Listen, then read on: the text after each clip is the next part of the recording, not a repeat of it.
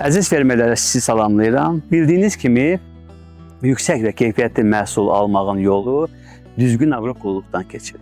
Düzgün aqroqulluğun birinci addımı torpaq analizləridir. Torpaq analizləri etdirməklə həmin ərazidə olan, torpaqda olan qida maddələrinin miqdarı müəyyən olunur ki, bununla da aqronomlar həmin ərazidə yüksək məhsul almaq üçün hansı gübrədən nə qədər istifadə edəcəklərini, nə zaman istifadə edəcəklərini, kökdən kənar yemləmə kimi hansı gübrələrə müraciət edəcəklərini müəyyən edirlər. Bu nəticəsində də yüksək məhsul əldə olunur. Torpaq analizləri dəqiq almaq üçün isə torpaq nümunələrinin düzgün götürülməsinə ehtiyac var. Çünki düzgün götürülməyən torpaq nümunələri sonradan düzgün olmayan analiz nəticələrinə səbəb olur ki, bu da ümumi işin pozulması ilə nəticələnə bilər. Buna görə də bugün biz torpaq nümunələri necə götürülməlidir mövzusuna danışacağıq.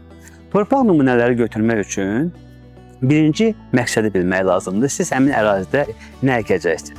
Əgər həmin ərazidə meyvə ağacları, meyvə bağı salınacaqsa, həmin yerdən nümunə götürülmə dərinliyi 1.5 metrdən yuxarı, 2 metrə qədər, 2 metrdən də bəzən biraz artıq lay-lay torpaqlar götürülüb analiz olunmalıdır və dəyərləndirilməlidir. Çünki bitkilər böyüdükcə köklər torpağın daha dərin qatlarına gedir və həmin qatlarda hər hansı bir risk olarsa, bu meyvələrin keyfiyyətsizliyinə nəticələnə bilər. Məsələn, mərkəzi aranda belə bir problem yaşandı ki, zaman keçdikcə nar ağacları böyüdükcə nar ağaclarında çatılma müşahidə olundu. Bu da torpaqda olan müxtəlif zərərli duzların miqdarı ilə əlaqədar idi ki, əgər həmin duzların miqdarı vaxtında müəyyən olunsaydı, ümumiyyətlə həmin əraziyə bağ salmaq kimi bir məsələn ləğv olunardı ki, bu zaten sonuçda həmin bağların ləğv olunması ilə nəticələndi.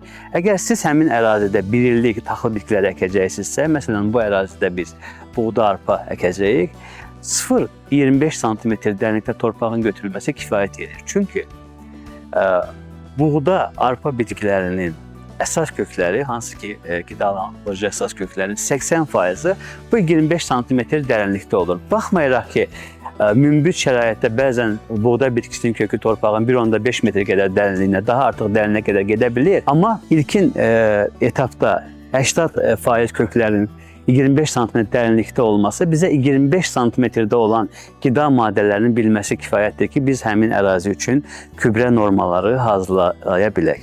Torpaq nümunələri götürdüyünüz zaman mütləq müəyyən qeydlərə aparmalısınız ki, həmin nümunələri qəbul edən laboratoriya və yaxud həmin torpaq analizlərini dəyərləndirən aqronom çətinliklə üzləşməsin. Bu hansı göstəricilərdir? Birinci, həmin torpaq nümunəsi hansı rayon ərazisindən götürülür və ərazidə hansı koordinatlar necədir həmin ərazidə? Həmin ərazidə sələf nə əkilib? Yəni, öncə hansı bitki əkilib? İndi hansı bitki əkiləcək? Torpaqdan götürülmə dərinliyi nə qədər olub? 20 sm olub, 25 sm olub? Nümunəni götürən şəxs kimdir? Həmin sahədə suvarma necə təşkil olunub? Suvarma varmı, yoxsa dəmiyə ərazisidir? Ümumiyyətlə, suvarma hansı üsulda aparılır? Selləmə suvarmadır, yoxsa ki, həmin ərazidə aparılan pivot suvarmasıdır? Bütün bu göstəriciləri qeyd etdikdən sonra bir də ki, nümunənin götürülmə tarixi nə vaxt olub?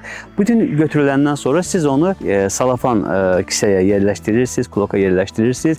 Amma həmin göstəriciləri qeyd etdiyiniz kağızı isə ikinci polietilen kisəyə yerləşdirin ki, ola bilsin torpaq nəmi olur və həmin orada yazılar pozula bilir. Buna görə də yerləşdirin, öz mobil nömrənizi qeyd edin ki, sizinlə əlaqə saxlaya bilsinlər. Bundan sonra həmin torpaqlar analiz olunacaq və həmin analizlər nəticəsində gübrə normaları hazırlayıb sizə təqdim edəcəkdir. Hər kəsə uğurlar və bol məhsul arzulayıram.